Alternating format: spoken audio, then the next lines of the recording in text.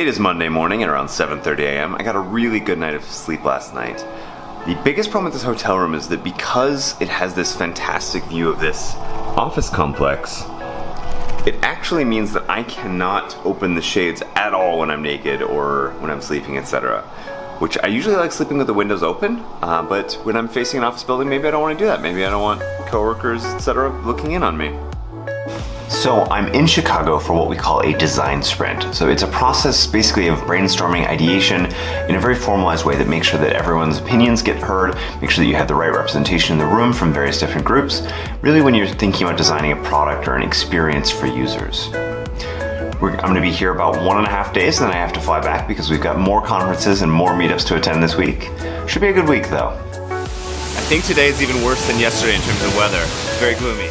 Unfortunately, I'm going to stay inside all day. This building has the elevators where you pick what floor you want to go to, and then it tells you which car to get in.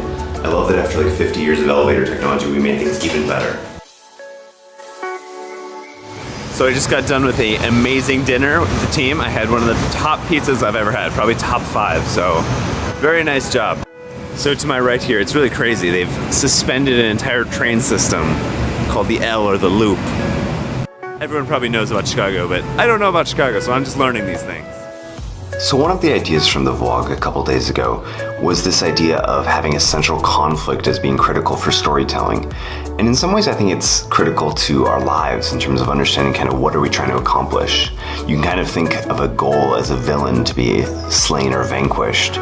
And so when I reflect on life, for me, a lot of the villains, a lot of the conflict ends up being this idea of wasted potential, right? So we all have a lot of intelligence, we all have a lot of things that we're interested in. There's a ton that every one of us can give to the world. And I feel like the greatest enemy is not giving that, not giving back, not providing everything we can, not fighting. One of my favorite quotes is this idea of raging against the dying of the light, right? Which is that like we all have, there's so much in this world that the world has to give to us, and if we just hold on to it, if we just fight for it, that's how we kind of survive. Tomorrow I need to head home back from Chicago to California. Got a bunch of work in the morning, and then we're going to do a little bit of traveling, and then probably some recuperation from this trip. It's been a lot of fun, but it's a lot of work. So that's it for tonight. Good night.